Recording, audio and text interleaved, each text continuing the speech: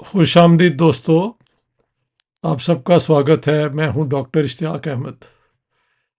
एक दोस्त ने एक किताब का तर्जमा करते हुए मुझे किसी और का लिखा हुआ ये कि जी इश्तियाक साहब ने ये कहा है कि कोई अंग्रेज़ों की पंजाबी के ख़िलाफ़ कॉन्स्पिरेसी नहीं थी, साजिश नहीं थी,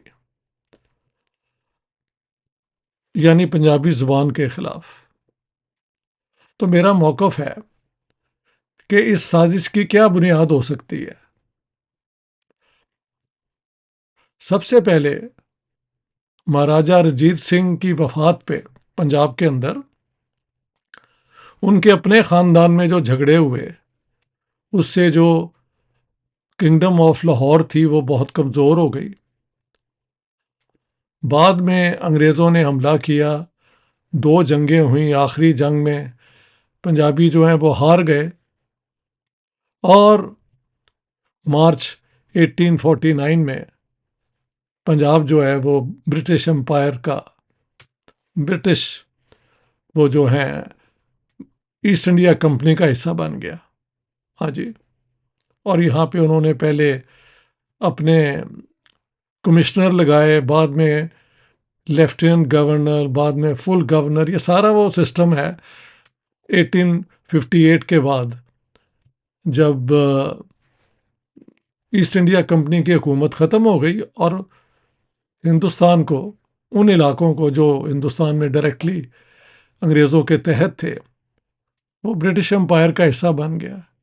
और जो प्रिंसली स्टेट्स थी वो अंडर ट्रीटी ओवरलॉर्डशिप जो है, सुजरेनिटी जिसे कहते हैं, अंग्रेज़ों की मानते थे। पंजाब ने 1857 में जब अंग्रेज़ हार रहे थे, ये जब अपराइजिंग हुई मेरठ के अंदर और बंगाल आर्मी की और कुछ लोकल रूलर्स और रिलीजियस लीडर्स ने भी उसका साथ दिया, तो उसको क्रश करने के लिए लोग पंजाब से लिए गए। ये जितने बाद में नवाब बने, बड़े ज़मींदार बने, ये सब वो लोग हैं जिन्हों जिन्हों को अंग्रेज़ों ने नवा ज़मीनें दी, टाइटल्स दिए, बड़ा आदमी बनाया। और क्योंकि ये बगावत हुई थी बंगाली आर्मी की तरफ से, तो अब उन्होंने रुख बदला और पंजाब से रिक्रूट करना शुरू कर दिया अपनी आर्मी को। क्योंकि पंजाब एक फ्रंट लाइन प्रोविंस था सेंट्रल एशिया के लिए।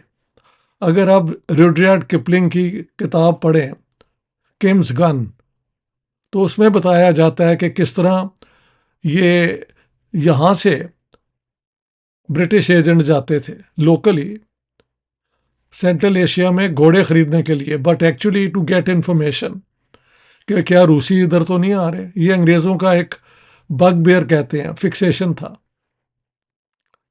तो पंजाब को खुश रखने के लिए यहाँ पे कनाल कॉलोनीज बनाई गई।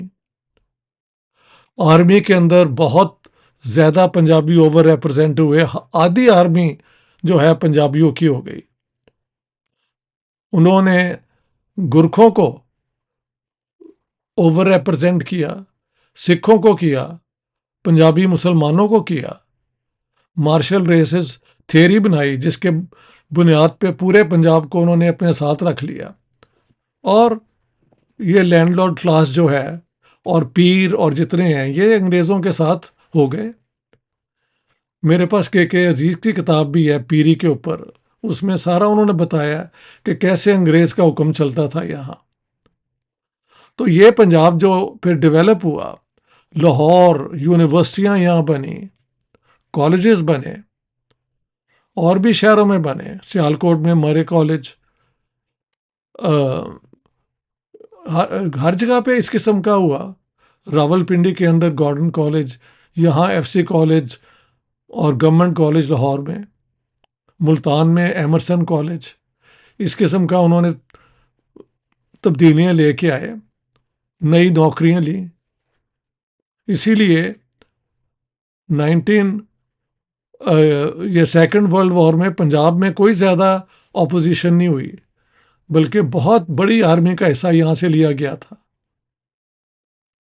तो मैं कौन सी बात, तो पंजाबी के साथ उन्होंने साजिश की, लेकिन पंजाबियों को इतना नौकरियां दी और पंजाब को इतना डेवलप किया।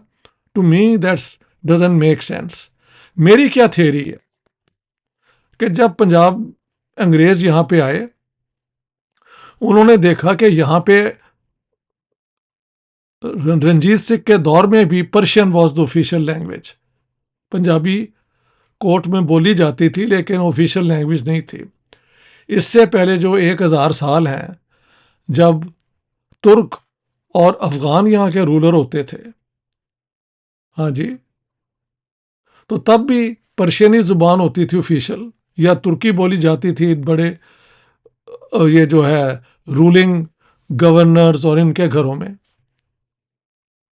सो Punjabi was the language of the people, लोग हमेशा बोलते आए हैं। और बाबा फरीद से लोग पंजाबी पोइट्री का जिक्र करते हैं, तो ये, लेकिन वो पर्शियन स्क्रिप्ट होती थी।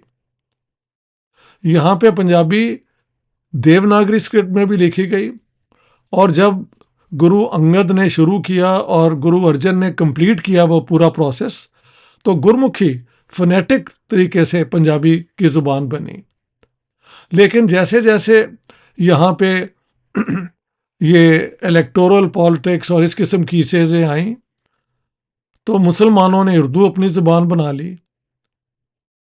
और ये चले बाद की बात है, दिस इज़ मच लेटर। लेकिन जब अंग्रेज़ आए तो, और उन्होंने फैसला किया कि हमने पंजाब को अपने साथ रखना है, सेंट्रल एशियन जो वो ग्रेट गेम खेल रहे थे उसके लिए, और यहाँ पे डेवलपमेंट करनी है, और खूब की। Lahore was more developed than any other part of India. ठीक है, कलकत्ता के कुछ इलाके, बॉम्बे के कुछ इलाके होंगे, लेकिन ओवरऑल लाहौर जो डेवलप उन्होंने किया, आज तक वो उनके बनाए हुए road, buildings, colleges, universities, technical institutions आज भी कायम हैं। तो लोगों को यहाँ पे तरक्की भी बहुत मिली। ठीक है, जो पेस्टल तरीका था इकॉनमी का, वो उसकी जगह पे ये सेटल्ड कल्टीवेशन आ गई, नई नहरें बनी। ये तरीका ही दुनिया में यही है कि एक टाइप की इकॉनमी आती है, फिर उसके बाद कोई आ जाती है। राइट और रॉन्ग उसमें आप बैठ के जो मर्जी करते रहें।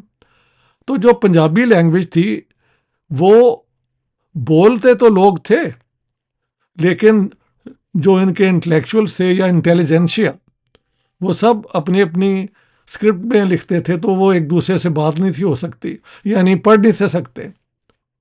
तो अंग्रेज जब आए, उन्होंने देखा होगा कि पंजाबी अगर हम बनाते हैं तो the problem will be which script, Devanagari, no, Persian script जो जिसमें लिखी जाती थी, या सिखों की गुरमुखी, तो वहाँ पे तो प्रॉब्लम था। और पंजाब की जो शहरों की ज़ुबान थी, और जो उर्दू वो लेके आए थे, सिंपल ज़ुबान, गालिब की ज़ुबान नहीं, जो आम लोग बोलते थे, जिसे हम हिंदुस्तानी कहते हैं, तो वो यहाँ भी लोगों में आराम से लोगों ने सीख ली। हाँ जी। तो कॉन्स्पिरेसी पंजाबी ज़ुबान से क्या हुई? क्या महाराजा रंजीत सिंह ने पंजाबी ज़ुबान से की अपना कॉन्स्पिरेसी के उसको स्टेट की ज़ुबान नहीं बनाया? हाँ जी। After all he ruled from 1799 till 1839, that's 40 years. He could have done it. लेकिन उस ज़माने में स्टेट लैंग्वेज जिसमें डॉक्यूमेंट बनते हैं, आगे पीछे जाते हैं, जो रिकॉर्ड होते हैं, वो उन्होंने वही रखे। हाँ जी, उससे पहले होते ही सारा पर्शियन में था, जो ऑफिशियल रिकॉर्ड है। तो आके उन्होंने, अच्छा यहाँ पे डिप्टी कमिश्नर्स की डिस्कशन भी है, कुछ पंजाबी के हक में है, कुछ ये उर्दू लाने के हक में है। ये कह के कि जो शहरी उर्दू है, पंजाबी है, और ये उर्दू जो है, ये एकदम मिल जाएंगी, और पूरी एक आर्मी के अंदर हमेशा एक ज़ुबान में वो ऑर्डर देते हैं ताकि उसे कहते हैं स्ट्रीम लाइनिंग, कोई कंफ्यूजन ना हो, आर्मी के अंदर 2-3 जुबानें नहीं चलती। तो that was the only reason. Punjabi के साथ अगर फिर कंस्पेरेसी की है तो फिर तो ये शुरू हो जाती है बहुत पुरानी। मुझे नहीं पता कब पंजाबी को स्टेट का जुबान बनाया गया है। I have no record. ये कोई और पेश भी नहीं कर सका। बोलते ज़रूर थे लोग, उसमें लिखते भी थे, हाँ जी, लेकिन ये कभी एक स्टेट की जुबान, स्टेट पैटर्नेज कभी नहीं मिले इसे। ईस्ट पंजाब में अब उन्होंने पंजाबी बना ली है, बट आई मीन अनटिल 47 कोई रिकॉर्ड नहीं है इसका। तो कोई ऐसी बड़ी कंस्पेरेसी नहीं उन्होंने की। इसमें बहुत बड़ा झगड़ा होता कि देवनागरी को बनाते, सॉरी, गुरमुखी को बनाते या पर्शियन को बनाते। मेजॉरिटी तो यहाँ पे ये जो पंजाबी थे वो, अगर वो पढ़े लिखे थे तो वो पर्शियन स्क्रिप्ट में लिखते थे। सो अंग्रेज़ों ने एक एडमिनिस्ट्रेटिव क्या कहते हैं एडवांटेज के तौर पे उर्दू को अडॉप्ट किया और लोगों ने यहाँ पे उर्दू सीख भी ली। इतने बड़े शायर राइटर जो हैं वो उर्दू में काम करते रहे हैं, मुझे उनका बार बार जिक्र करने की ज़रूरत नहीं है। वो बागी, वो पंजाब के साथ उन्होंने वो दगा की है, ये सब नॉनसेंस है। हाँ, people are when they speak a lot of nonsense. Faiz sahab ने की, कृष्ण चंद्र ने की, मंटो ने की, हाँ जी, राजेंद्र सिंह बेदी ने की, किसका नाम लें, ये सारी अपना जो थे वो अपनी धरती के साथ, no this nothing of the sort. At heart they were all Punjabis. बल्कि मंटो ने कहीं कहा भी कि जब पंजाबी उर्दू बोलते हैं तो लगते हैं झूठ बोल रहे हैं, ये हकीकत है। So there was no conspiracy, there was a preference, administrative preference for keeping one language जो वो लेके आए थे यूपी से अपने साथ, कि इसी को यहाँ पे प्रमोट किया जाए। और कोई पंजाबी की मूवमेंट नहीं थी यहाँ चल रही। मैंने तो बताया है कि 40 साल महाराजा रंजीत सिंह की हुकूमत और फिर 10 साल उनके ख़ानदान के झगड़े के दरमियान जो ये टाइम गुजरा है, 50 साल हो जाते हैं। Nobody thought of making Punjabi the state language. So I don't know from where this whole conspiracy ideas come. ना कोई कंपैरेटिव स्टडी भी कर लिया करो यार कभी। पश्तो मसलन कभी स्टेट लैंग्वेज नहीं बनी, अब जाके शायद ये तालिबान ने बना दी हो तो मुझे पता नहीं। रूलर अफगानिस्तान के सारे पख्तून ही रहे, लेकिन वो दारी बोलने वाले थे। What can you do about it? घरों में शायद बोलते होंगे पश्तो। इसी तरह पंजाबी के साथ हुआ।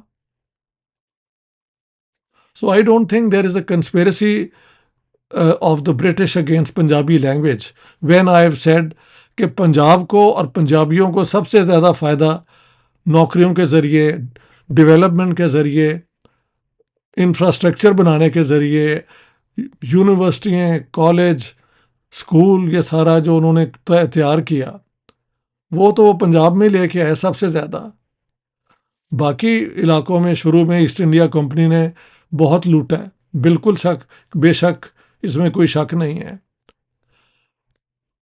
लेकिन पंजाब में तो उन्होंने इन पंजाब को साथ रखना था ताकि ये ग्रेट गेम जो वो खेल रहे थे वो पंजाब से ही, रावलपिंडी से ये सारा काम होता था, लाहौर से होता था।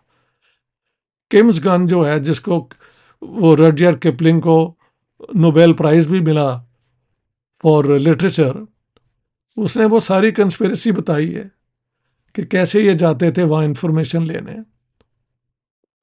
तो Punjab became the darling province of the English. और जब उन्होंने उर्दू यहाँ पे लाए तो कोई ऑपोजिशन, कोई बड़ी मूवमेंट मैंने नहीं देखी। हिस्ट्री में उसका कोई रिकॉर्ड नहीं, ना सिखों का है, ना मुसलमानों का क्या होना है, और ना हिंदुओं का है। प्राइवेटली लोग हिंदी सीखते रहे, गुरमुखी सीखते रहे। भगत सिंह ने भी उर्दू में लिखा है, उसने इसका इशू कभी नहीं बनाया, और भी प्रोग्रेसिव लोगों ने इसको कभी इशू नहीं बनाया। इसका ये मतलब नहीं है कि उर्दू पंजाबी डेवलप नहीं होनी चाहिए और ये एक दिन स्टेट लैंग्वेज वेस्ट पंजाब की नहीं बननी चाहिए, पाकिस्तानी पंजाब की। I am not saying that. I am saying that कि अगर आपने बनाना है तो सबसे पहले पाकिस्तानी स्टेट को, पंजाब की गवर्नमेंट को कन्विंस करें कि कम से कम स्कूलों में तो पंजाबी पढ़ाएं। सुना है कि अब तकरीर कहीं देने की इजाज़त है, करता कोई भी नहीं है या बहुत कम करते हैं, रिवाज नहीं रहा, रिवाज लेके आए, ये बातें करें यार, बजाय आप पंजाबी के साथ conspiracy. When I have shown the Punjabis benefited the most from British rule, right or wrong. Thank you very much, my friends. Please subscribe to my YouTube channel. All the best.